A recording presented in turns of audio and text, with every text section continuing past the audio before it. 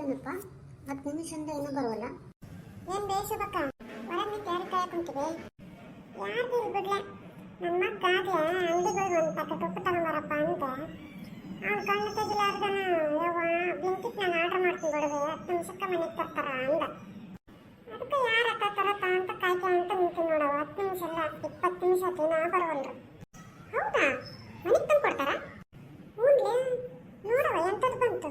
ನಾವು ಸಣ್ಣವರಿದ್ದಾಗ ₹1 ತಗೊಂಡು ಅಂಗಡಿಗೆ ಹೋಗಿ ಸಡಿಗೆ ತಗೊಂಡು ತಿಂತಿದ್ವಲ್ಲ ಎಷ್ಟು ಖುಷಿ ಕೊಡ್ತಿತ್ತಲ್ಲ ಅದು. ಇವಾಗಿನೂ ಅದು ಆ ಖುಷಿ ಇವಾಗಿನ ಮಕ್ಕಳಿಗೆ ಗೊತ್ತೇ ಇಲ್ಲ ಬಿಡಲೆ. ಬೇಸಬಕ್ಕ ಶಾಲೆಯಿಂದ ಬಂದ ಕೂಡಲೇ ಆಟ ಆಡಕ್ಕೆ ಹೋಗ್ತಿದ್ವಿ. ನಮ್ಮ ಕಸಬರ್ಗಿ ತಗೊಂಡು ಹೊಡೆಯೋವರೆಗೂ ನಮಗೆ ಗೊತ್ತಾಗ್ತಿದ್ದಿಲ್ಲ. ಮನೆ ಸೇರ್ತಿರ್ಲಿಲ್ಲ ಬಿಡುವೆ ನಾವು. ಇವಾಗಿನೂ ಅದು ಹೊರಗೆ ಆಡೋದು ಗೊತ್ತಿಲ್ಲ. ಅದು ಆಯ್ತಾರು ಬಂತಂದ್ರೆ ಮೊಬೈಲ್ ತಗೊಂಡು ಪಬ್ಜಿ ಫ್ರೀ ಫೈರು ಅಂತವು. ಮೊಬೈಲಿಗೆ ಯಾರು ಶೂಟ್ ಮಾಡ್ತಾವೋ ಏನೋ ಒಂದು ಗೊತ್ತಾಗಂಗಿಲ್ಲ ನೋಡು. ಯಾರು ನಮ್ಮ ಶೂಟ್ ಮಾಡೋದು? ಯಾರ ಮೇಲೆ ಬಿಡದೆ ಮಾದಕ್ಕ. ಇವಾಗಿನ ಮಕ್ಕಳು ಆಟನೇ ಆಡಂಗಿಲ್ಲ ಅಂತ ಮಾತಾಡ್ತಿದ್ವಿ. ಹಾಂ ಆಟನ? ಹೌದಲೇ ರೇಖಿ, ನಿನಗೆ ನೆನಪೈತಾ ನಾವು ಸಣ್ಣವರಿದ್ದಾಗ ಸೈಕಲ್ ತಗೊಂಡು ನಾನು ನಿಮ್ಮ ಮಂತಕ್ಕೆ ಬರ್ತಿದ್ದೆ.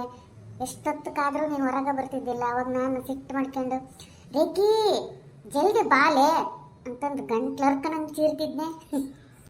ಮತ್ತೆ ಶಾಲೆ ರಜೆ ಕೊಡ್ತಂದ್ರ ನಮ್ಮ ಅಜ್ಜಿ ಮನೆಗೆ ಹೋಗ್ತಿದ್ವಿ.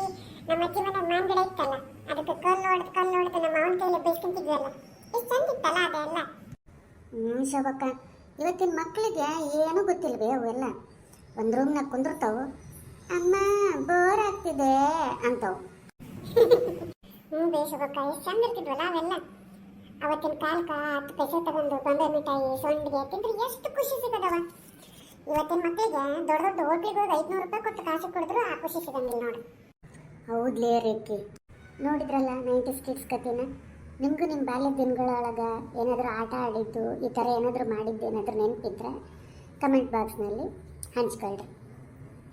ವಿಡಿಯೋ ಇಷ್ಟ ಆದರೆ ಲೈಕ್ ಶೇರ್ ಮಾಡಿರಿ. ಆಮೇಲೆ ಆ ಕೆಂಪು ಬಟನ್ ಐತಲ್ಲ ಅದೇ ರೀ ಸಬ್ಸ್ಕ್ರೈಬ್ ಅಂತ ಐತಲ್ಲ ಅದನ್ನ ಒತ್ತೋದು ಮರಿಬೇಡ್ರಿ. ಅಂದ್ರೆ ಪಕ್ಕದಾಗಿರೋ ಗಂಟೆ ಬಟನ್ನು ಒಂದ್ಸಲ ಒತ್ತಿರಿ. ಮುಂದೆ ಬಾಯ್ ಬಾಯ್.